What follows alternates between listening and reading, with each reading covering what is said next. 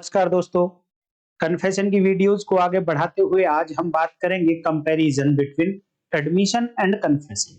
स्वीकृति एंड संस्वीकृति के बीच की तुलना करेंगे। चाहे आप इसे डिफरेंस समझना, चाहे तुलना समझना, किसी भी तरीके से आपको अगर क्वेश्चन मिलता है तो आंसर यही होने वाला है। मैं अभी स्क्रीन के आगे से हट जाता हूं, आप एक बारी इसका स्क्रीनशॉट ले लीजिए। और इधर मैंने 3 कॉलम आप लोगों के लिए बनाए हैं।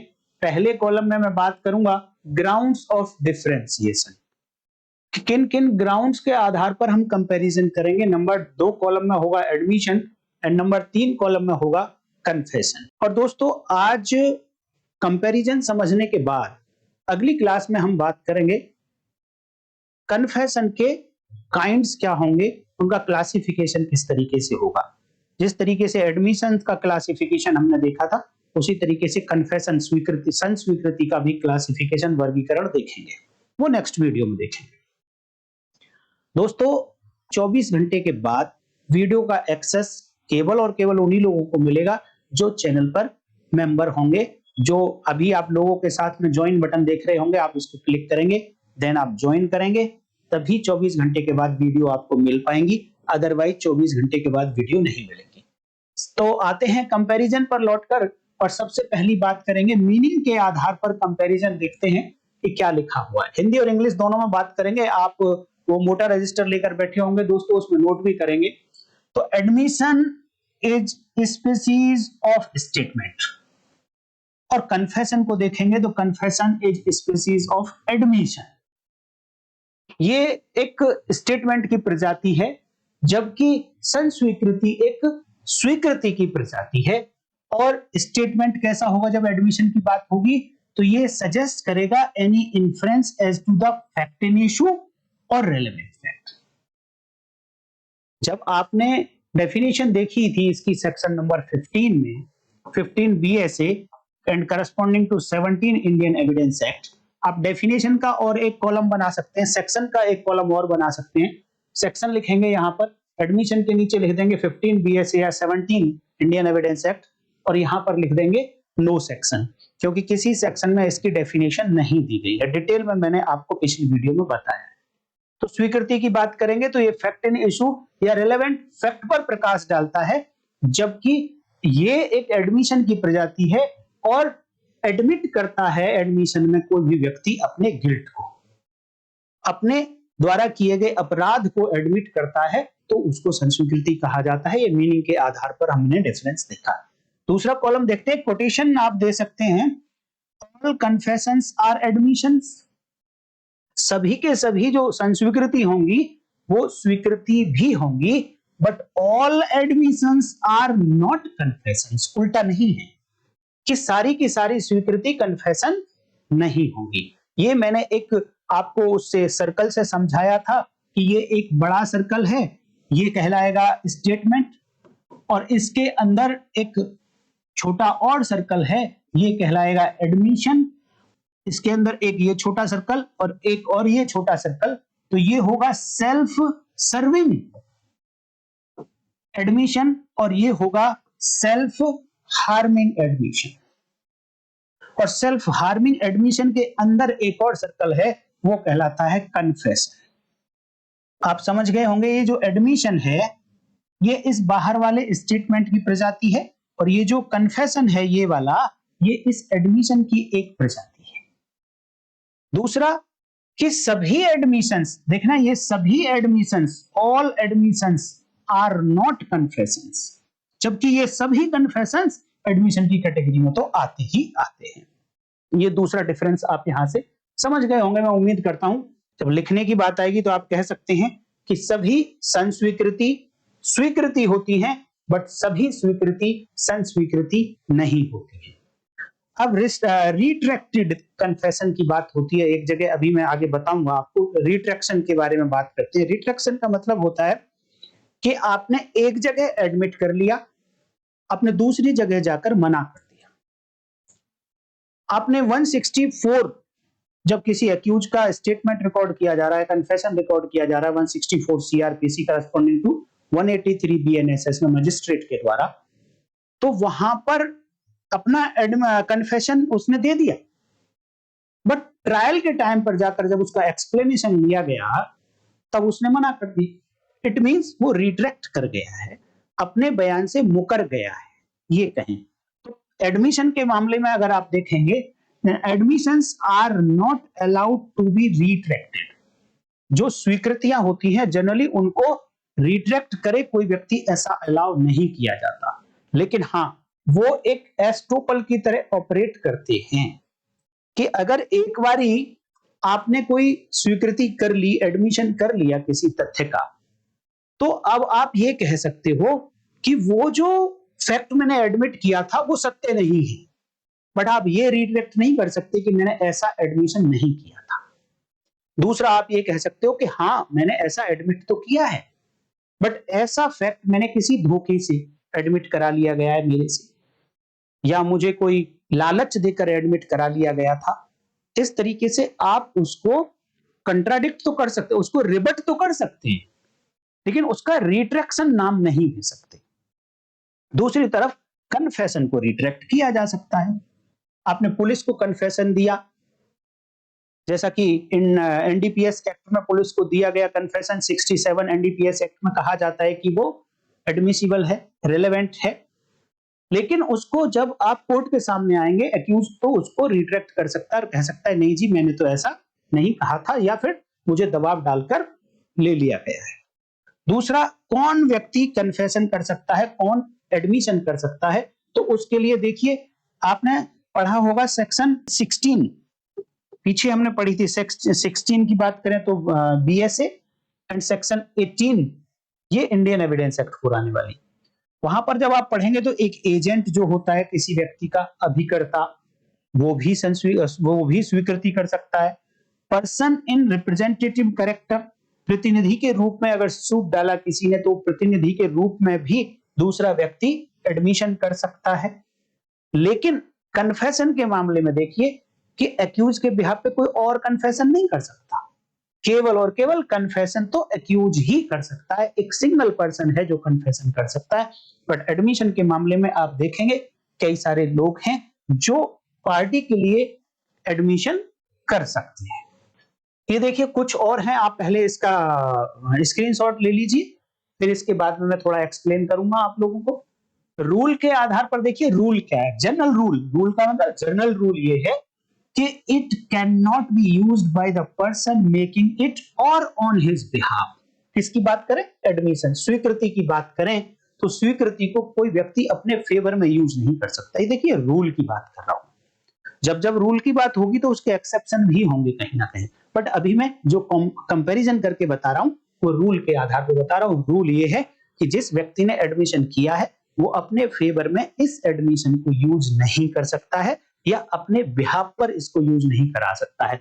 लेकिन कन्फेशन के मामले में देखिए आपको एक इंपॉर्टेंट बात आज मैं बता रहा हूं, it may be used by accused in his favour if not hit by section 162 CrPC corresponding to 181 BNSS. आप कह रहे होंगे ये तो भाई हमने आज नई बात सुनी है, ऐसा कैसे हो सकता है? ऐसा बिल्कुल हो सकता है। देखिए एक व्यक्ति है, सपोज वो कन्फेशन करता है मैजिस्ट्रेट के सामने कि हां मैंने ए का मर्डर किया है। क्या कन्फेस किया उसने? हां मैंने ए का मर्डर किया है। अब इसके आगे वो बताता है कि उसने क्यों किया है। उसने कहा कि जैसे ही मैं घर में घुसा तो ए मेरी वाइफ के साथ कंप्रोमाइजिंग स्टेट में था, आपत्तिजनक स्थिति में मेरी पत्नी के साथ ये व्यक्ति ए मिला था मुझे, जिसके कारण मैं प्रोवोक हो गया और उस प्रोवोकेशन के अंडर मैंने वहां पड़ी हुई रॉड इसके सिर में मार दी, जिसके कारण ये मर गया। तो अब यहां पर क्या किया एक्यूज ने? एक्यूज ने कन्फेस किया है कि वहां हां उसने डेथ की है। अब ये कन्फेशन सपोज पुलिस को दिया, ध्यान देना ये कन्फेशन एक्यूज ने किसको दिया है? पुलिस को। तो section 25 Bharatiya Sakshya Adhiniyam Indian Evidence Act corresponding to section 23 Bharatiya Sakshya अधिनियम ये कहती है कि पुलिस को दिया गया जो कन्फेशन है वो तो बार है, उसको प्रूव नहीं किया जा सकता, लेकिन वहां पर लिखा है कि एक्यूज के अगेंस्ट प्रूव नहीं किया जा सकता। इट मींस कहीं ये भी निकल कर आता है कि उसके फेवर में यूज हो सकता है। लेकिन अगर कन्फेशन उसने during the course of investigation दिया, ध्यान से सुनना, ध्यान से, एफआईआर रजिस्टर होने के बाद जब इन्वेस्टिगेशन शुरू हो गया है, अगर ये कन्फेशन अक्यूज पर्सन ने पुलिस को तब दिया है जब इन्वेस्टिगेशन अन्वेषण चल रहा है, अब पुलिस को दिया है तो 25 Indian Evidence Act corresponding to 23 Bharatiya Sakshya अधिनियम हिट कर गया, इसके अगेंस्ट प्रूफ नहीं किया जा सकता। लेकिन क्या इसके फेवर में यूज किया जा सकता है? हाँ, फेवर के लिए तो 25 तो नहीं रोकती है, लेकिन जब आप सेक्शन 162 सीआरपीसी पढ़ेंगे करस्पॉन्डिंग टू 181 बीएनएसएस, तो वहां पर यह कहा गया कि कोई भी स्टेटमेंट जो पुलिस ऑफिसर ने during the course of investigation record किया, तो वो केवल और केवल एक ही काम के लिए यूज हो सकता है, और वो यूज हो सकता है कंट्राडिक्शन के लिए। अगर 162 से हिट नहीं होता, अर्थात 162 से कब हिट नहीं होगा? जब ये statement during the course of investigation record नहीं किया गया हो, अर्थात कि एक एक्यूज खुद ही जाके कह दे, पुलिस के पास जाए कि जब मैं घर में घुसा तो ए व्यक्ति था जो मेरी वाइफ के साथ कंप्रोमाइजिंग स्टेट में मिला और मैं प्रोवोक हो गया, इसीलिए मुझे वहां पर जो डंडा दिखाई दिया उसी को उठा के मैंने उसके सिर में मार दिया, तो आप मेरे अगेंस्ट एफआईआर दर्ज कर लीजिए, या जो आपको करना है आप कर लीजिए। यही स्टेटमेंट रिकॉर्ड किया पुलिस ने और इसी स्टेटमेंट पर एफआईआर दर्ज कर दी और उसके खिलाफ मर्डर का चार्ज लगा दिया। लेकिन यहां पर क्या फेवर लेना चाह रहा है एक्यूज? एक्यूज ये कह रहा है कि मर्डर नहीं है, ये तो under grave and sudden provocation मैंने ऐसा कर दिया, तो ये culpable homicide not amounting to murder है। ऐसा मानव वध जो हत्या की कैटेगरी में नहीं आता है, ये वो वाला है, तो मुझे ये वाला फेवर दिया जाए। तो एक्यूज क्या चाह रहा है? अपने स्टेटमेंट को अपने फेवर में यूज करना चाह रहा है। अब ध्यान देना कि ये पुलिस ऑफिसर को दिया गया स्टेटमेंट है, तो 25 से तो हिट हो गया। पुलिस ऑफिसर तो प्रूव कर नहीं सकता, प्रोसिक्यूशन तो प्रूव कर नहीं सकता, लेकिन क्या ये एक्यूज अपने फेवर में ऐसा यूज कर सकता है इसको कि जी मैंने तो पहला ही स्टेटमेंट दिया था पुलिस को, देखो कि अंडर प्रोवोकेशन जो किया मैंने, ये सब कुछ अंडर प्रोवोकेशन किया है, तो बिल्कुल कर सकता है। और क्या ये 162 से हिट होगा? नहीं होगा, क्योंकि जब इसने पुलिस को ये स्टेटमेंट दिया तब कोई इन्वेस्टिगेशन नहीं चल रहा था। It means during the course of investigation नहीं दिया ये कन्फेशन, इसलिए 162 सीआरपीसी या 181 बीएनएसएस से हिट भी नहीं हुआ, इसलिए अपने फेवर में यूज किया जा सकता है। एज ए रूल बता रहा हूं मैं, एक्सेप्शंस बहुत सारे हैं। एविडेंसरी वैल्यू की बात करें तो it can be used as, it can not be used as conclusive proof but may operate as estoppel. बहुत डिटेल में बताया मैंने कि ये कोई निश्चायक सबूत की तरह यूज नहीं हो सकता।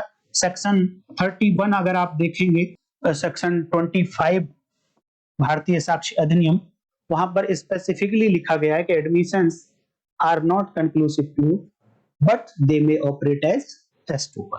विबंध की तरह ये यूज हो सकते हैं बट कंक्लूसिव नहीं होते हैं। दूसरी तरफ देखिए कि अगर कन्फेशन है, कन्फेशन की एक खासियत है दोस्तों, कन्फेशन में आप दो बातें चेक कर लीजिए केवल। कोर्ट जब कन्फेशन को सब्सटैंटिव एविडेंस मानते हुए सजा देना चाहेंगे तो दो बातें जरूर चेक करनी पड़ेगी कि क्या कन्फेशन वॉलंटरीली है, स्वेच्छा पूर्वक किया गया है। दूसरा, क्या ट्रस्टवर्दी है। ट्रस्टवर्दी का मतलब क्या ये सत्य है जो कन्फेशन ये कर रहा है। केवल और केवल आप जब भी वैल्यू की बात लिखें तो केवल और केवल स्वेच्छाया मत लिख देना, केवल वॉलंटरी मत लिखना, वॉलंटरी प्लस ट्रस्टवर्दी दोनों लिखना, ट्रू दोनों लिखना। कारण एक एग्जांपल देता हूं मैं कि एक व्यक्ति के बेटे ने सपोज कोई मर्डर कर दिया और बेटा बहुत अच्छी पोजीशन पर है और पिताजी ऐसे ही आवारा घूमता रहता है। अब पिताजी को पता चला कि मेरे बेटे ने तो मर्डर कर दिया, उसकी पोजीशन तो जेल चला जाएगा, इसका तो जीवन खराब हो जाएगा, मैं तो ऑलरेडी बेकार घूमता रहता हूं। तो वो पिताजी क्या चाहता है कि मैं जाकर पुलिस के सामने ये कन्फेस कर लूं कि ये मर्डर मैंने किया है, अपने बेटे को बचाने के लिए। लव एंड अफेक्शन में अपने बेटे को बचाने के लिए खुद उसने एडमिट कर लिया कि ये मर्डर मैंने किया है। अब स्वेच्छाया कर रहा है, नहीं कर रहा, वॉलंटरली है या नहीं, बिल्कुल है। लेकिन क्या ट्रस्टवर्दी है, क्या ये ट्रू है? नहीं। तो केवल और केवल वॉलंटरी कन्फेशन होने के बावजूद भी उसकी वैल्यू सब्सटैंटिव नेचर की नहीं होगी। दोनों बातें होनी चाहिए कि वो ट्रू भी होना चाहिए वॉलंटरी होने के साथ साथ। अगर मान लो ट्रू है और वो अनवॉलंटरली प्रेशर में दिलाया गया है, तो ट्रू होने के बावजूद भी वो कन्फेशन की कैटेगरी में नहीं आएगा, उसके आधार पर सजा नहीं दी जा सकती, क्योंकि हमारा आर्टिकल 20 और उसकी क्लॉज 3 वहां पर रोक लगा देती है। तो इस तरीके से एविडेंशियरी वैल्यू की बात करेंगे तो confession if proved voluntary and trustworthy it may be a substantive evidence, ये ठोस सबूत हो सकता है। अब इसका प्रयोग देखिए किस तरीके से होगा कि अगर एडमिशन की बात करें तो को डिफेंडेंट, को प्रतिवादी, सह प्रतिवादी के अगेंस्ट, क्या दूसरे डिफेंडेंट ने जो एडमिशन किया, जर्नली एज ए रूल को डिफेंडेंट के अगेंस्ट ये प्रयोग नहीं हो सकता। ये एडमिशन उसी के अगेंस्ट हो सकता है जिसने किया या जिसके बिहाफ पर किया, को डिफेंडेंट के अगेंस्ट नहीं हो सकता। लेकिन जिस समय आप कन्फेशन की बात करेंगे तो सेक्शन 24 देखिए, जो सेक्शन 30 इंडियन एविडेंस एक्ट हुआ करती थी, वहां पर कहा गया कि वो जो को एक्यूज का कन्फेशन है वो दूसरे एक्यूज के अगेंस्ट यूज हो सकता है, बट कंडीशन क्या है कि दोनों का जॉइंट ट्रायल चल रहा हो फॉर द सेम ऑफेंस। अगर जॉइंट ट्रायल है, एक ही ऑफेंस के लिए है, तो एक अपराधी ने अगर कोई संस्वीकृति की और उसमें खुद को भी इन्वॉल्व किया, उसने अपने अगेंस्ट भी की और दूसरे एक्यूज के अगेंस्ट भी कर दी, तो दूसरे एक्यूज को एक्यूज के अगेंस्ट भी कन्फेशन यूज किया जा सकता है। तो इतने कुछ आधार आपने देखे, इनको आपने समझा कि स्वीकृति संस्वीकृति में डिफरेंस या तुलना किस तरीके से करेंगे। उम्मीद करता हूं कि आप इसको अच्छे से लिख पाएंगे। दोस्तों, अगर वीडियो आपको अच्छी लगी है तो लाइक करिए, हाइप करिए और चैनल को सब्सक्राइब कर लीजिए और ज्वाइन जरूर करिए दोस्तों, फिर अदरवाइज 24 घंटे के बाद आपको इसका एक्सेस नहीं मिल पाएगा। आज की वीडियो में इतना ही, नेक्स्ट वीडियो में फिर मिलेंगे, तब तक के लिए नमस्कार, जय हिंद।